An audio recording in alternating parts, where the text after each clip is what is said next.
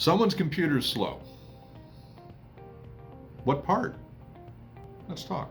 When someone talks about the performance of their computer and it's particularly slow, chances are it's one component on the computer. And here's a quick checklist.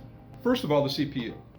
The CPU, which is the brain, the Intel, AMD, whatever, that's the thing that is actually running and executing all of the programs. What's the CPU utilization is usually the quickest way to find out whether that's overtaxed. Second, memory. That's the scratch paper it uses. That's the thing that it holds basically in memory. If you think about it as the CPU is the person, the RAM is how much workspace they have on their table. The more RAM, the faster they can get things done and all that. So you want to take a look at how much of the RAM is consumed. Third is paging.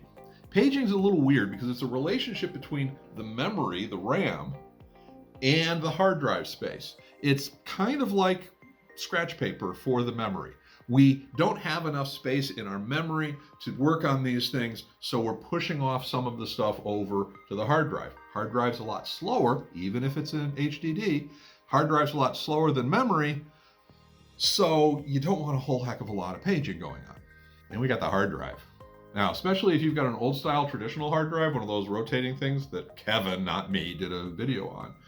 But any kind of, if the hard drive is basically thrashing, and there's metrics that you can look at to see what the hard drive is actually doing. But the more thrashing the hard drive is doing, the slower everything's going to become.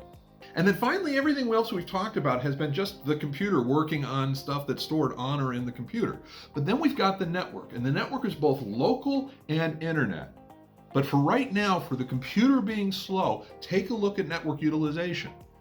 Is there a lot of network traffic going on between this computer and something and everything else? This can also be a sign that there's something icky going on, malware or the like.